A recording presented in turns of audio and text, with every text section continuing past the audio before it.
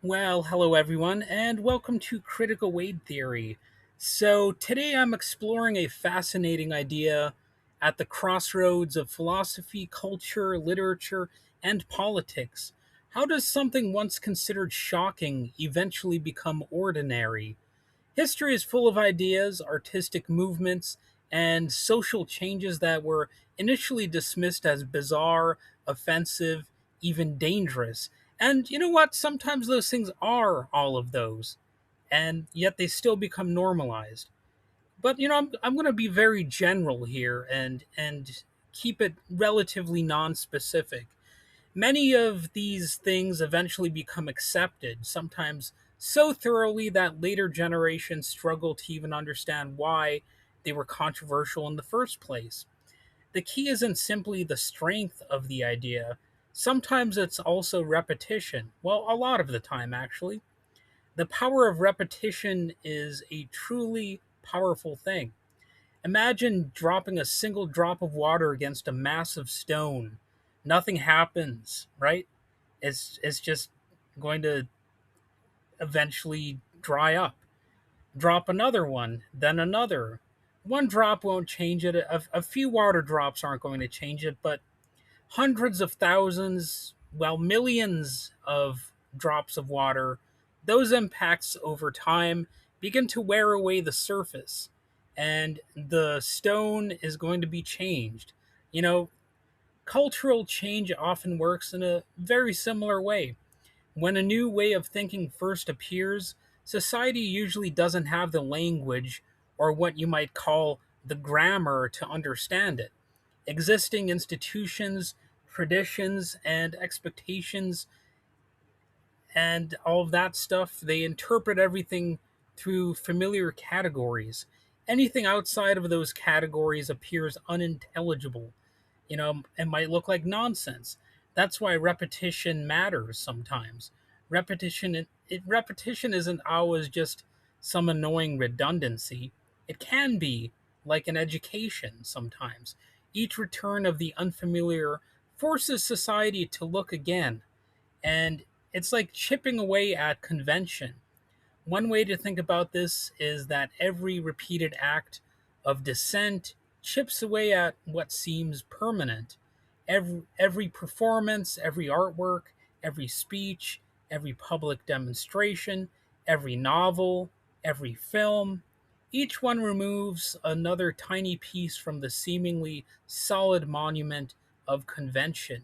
And eventually, what once looked impossible begins to look merely unusual, later merely uncommon, and eventually, you know what, it starts to look normal. And this isn't because the idea itself changes, it's because the audience changes, usually gradually. It's like building a new grammar, like I said. Language offers a useful analogy. Children don't learn grammar from hearing a sentence just once. They hear similar structures hundreds or even thousands of times before those patterns become natural to them. Culture develops in much the same way, and that's why culture is so often associated with language and language with culture. A society develops a kind of grammar, a shared understanding of what behaviors, identities, relationships, and ideas make sense. When something truly new appears, it doesn't fit in with that grammar. At first, some people don't simply reject it. Often they literally don't know how to interpret it. So, oddly enough, it's not necessarily that they hate it, they might not understand what it is they're even seeing or experiencing. So, repeated encounters slowly create new rules of understanding. The unfamiliar becomes readable, the unreadable becomes understandable, and eventually entirely new cultural sentences can be spoken, so to speak. And this has a lot to do with performance and visibility. Think about characters in literature or real people in history whose dress, speech, or behavior violated accepted norms. One performance rarely changes public perception, but repeated performances accumulate. The audience begins noticing patterns rather than exceptions. And instead of asking, "What is this?" they begin asking, "What does this mean?" And that may seem like a small difference, but that can actually be an enormous shift. Confusion gives way to interpretation, and interpretation, it opens the door to understanding. And understanding makes acceptable possible. It makes acceptance possible, even if some amount of disagreement or discomfort remains. So there is a psychoanalyst named Eric Laurent who described a related transformation. Uh, he said words and bodies are splitting up in the current arrangement of the other of civilization, rather than or rather the bodies are left to their own devices, feverishly labeling themselves with signs that fail to give them consistency. So, what does that sentence mean? Why am I saying that here? Well, in this quote, French psychoanalyst Eric Laurent diagnoses a core crisis of contemporary civilization, the severing of the symbolic link between language and biological reality, leaving modern individuals to compulsively construct shifting, superficial identities that fail to provide genuine psychological stability, or something like that. It's a dense passage, but here's one way to understand it. Traditional societies attempted to assign people stable identities through institutions like family, religion, education, and law, and those institutions supplied some ready made labels and expected individuals to fit inside of them. Laurent argues that contemporary society functions a little differently. Instead of institutions assigning identities from above, individuals increasingly construct identities for themselves, and rather than receiving a fixed role, people experiment with new ways of presenting themselves. Some of these experiments feel unstable, others eventually may become recognizable social categories. Again, repetition plays a crucial role. An isolated act remains eccentric. Repeated acts begin forming patterns. Patterns become recognizable and they can become identities. And guess what? Identities become institutions if they become common enough. And this process also appears in some buried truths in people's lives. Reality repeatedly returns to memories, uh, the buried memories, the silence and the trauma, and just buried histories, the things we don't want to talk about. And these recurring themes don't merely remind us of the past, they slowly teach us how to interpret experiences that had previously been ignored or suppressed. If we face these things, and the repetition of memory transforms silence into language, and eventually we might have a moment where we break through and we actually sort of admit to ourselves and maybe to others what happened in the past, and hidden experiences become visible. So repetition works in that way too. Being able to face suppressed memories, and that includes trauma, in a relatively healthy way can create a new framework for understanding things like trauma, not through a single revelation, but through recurring encounters that reshape the individual's perception. And interestingly enough, this of course also applies to art and the avant-garde when it comes to the importance of repetition. Art history provides countless examples of this. The Impressionists were mocked, Cubism confused audiences, abstract expressionism baffled critics, punk music sounded like noise, hip hop was dismissed as a passing fad, and some people also said it was not music. And if you think this is just about like the most modern forms of music, well, that's not necessarily true. Like Igor Stravinsky uh, apparently had people nearly rioting to his classical music. So it's not just something that's limited to any one genre or experience. People can reject new things all over the place. And that's an interesting story that I might get into in one of these future episodes. I am probably going to do an episode on Igor Stravinsky in the not too distant future, and I'll go over that in some detail anyway. Anyway, today these movements occupy museums, universities, and music history textbooks. People now recognize that, of course, rap music is music. In fact, it's become basically the most dominant form almost of music. Of course, punk rock was also accepted more over time, which is a little bit ironic because the punk rock forum was almost against conformity altogether in a way. So there's a little bit of irony there, but nevertheless, people now accept that punk rock was uh, and is a valid expression of music. And of course, a lot of punk bands, they have a lot of different sounds. Now, like the Ramones don't sound like the Clash doesn't sound like the Sex Pistols, and they don't sound like the Dead Kennedys. And why am I getting sidetracked here? Well, I just want to show you what happens when people start to recognize new patterns as having some validity to them. It's a thing that people can now analyze and better understand what these things mean. And of course, those forms of music are now commercially dominant. And it's very similar to a political movement that gains traction and suddenly is considered the norm. And what changed when it comes to art? Well, it's not the paintings, not the songs. It's really the audience. They became exposed to something, and through repeated experience, through repeated listens, um, different contexts. Like nostalgia is a huge thing with music. If you experience something in the past and you hear it now as like an older person, well, you might have a deeper connection to that song because it reminds you of an experience in your youth.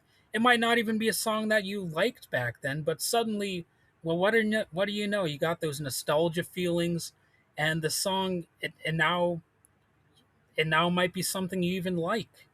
And it's the same thing with different types of foods. Like at first you might try something and you don't like it, but it's an acquired taste, and that can happen with a whole bunch of different things. So generations encountered all these different things repeatedly until entirely new standards of beauty and artistic value and personal taste emerged. And what once appeared chaotic acquired its own grammar. And of course, this also applies to politics and social movements. Politics follows a very similar pattern. It's kind of weird how similar it is to other fads or different, uh, I guess, expressions of the human experience. Nearly every successful reform movement has depended upon recurrence. One protest rarely changes legislation, one speech rarely transforms public opinion, but repeated marches, repeated debates, repeated articles, repeated court cases, and repeated conversations gradually reshape what society considers reasonable. And ideas once dismissed as radical often become mainstream after years or decades of continuous exposure. So, this doesn't guarantee that every repeated idea will succeed. And, like I suggested, not every repeated idea deserve to succeed. Some things that uh, come into prominence, maybe they never should have become prominent. I'll leave that debate up to you. I'll leave those specific uh, types of those specific categories up to you to decide uh, what is worthy of being dominant and what is not.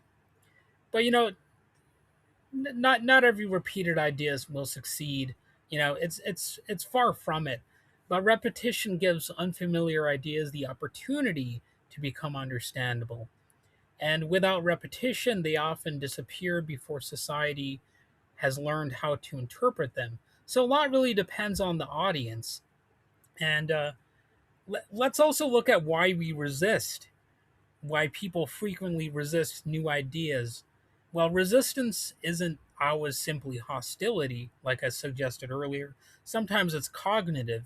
Human beings naturally rely on familiar patterns, and we're very uh, category driven, for better or worse. Sometimes it's for better, sometimes it's for worse. And novel ideas interrupt those patterns. They're mentally expensive. They demand new categories, new language, new assumptions, and repetition reduces that cognitive burden. So the strange gradually becomes familiar enough that it no longer requires constant mental effort. And, that's actually a big part of it is you eventually get worn down the mental effort at rejecting something.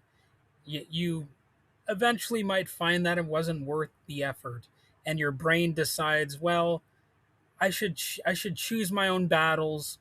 This one isn't worth the mental energy. Let's move on. And a lot of the time you find out that this thing that you were rejecting, uh, whether it's a whether it's a cultural thing like a new song, or sometimes a bold idea, well, sometimes you realize that it wasn't really worth the animosity that you gave it.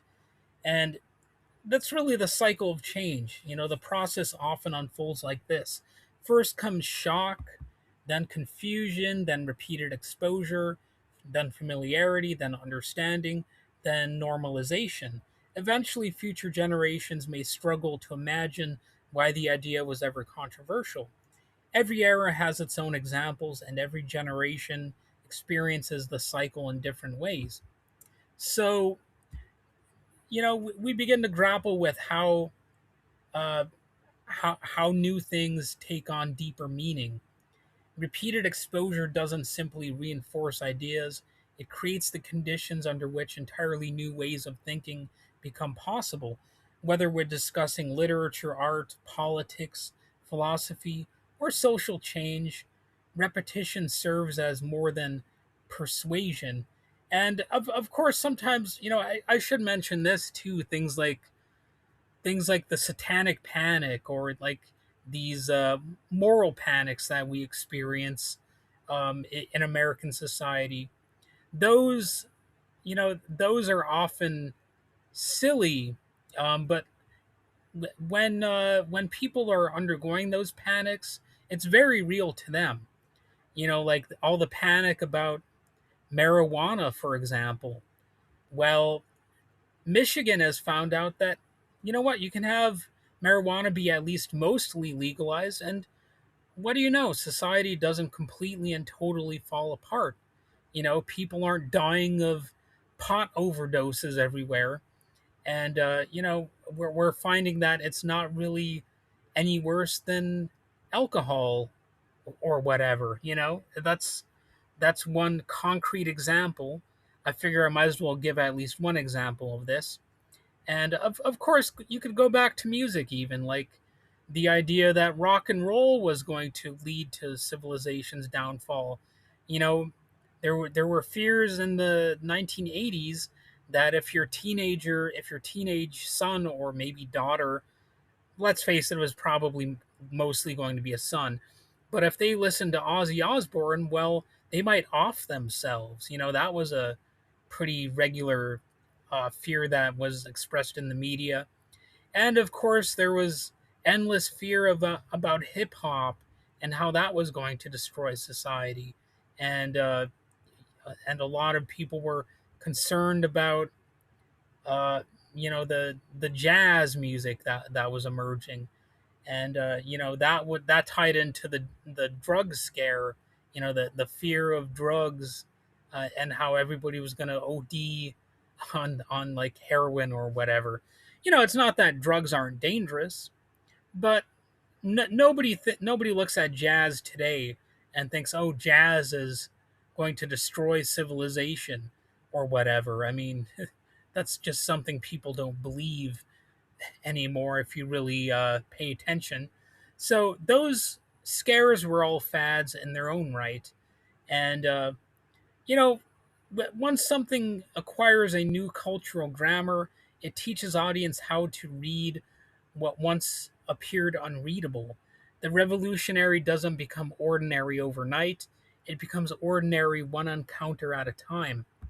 And that's it for this episode. I hopefully did a decent job of conveying my ideas here. And these aren't just my ideas, of course. But if you struggle to understand, maybe listen to this more than once and repeat it until it sinks in.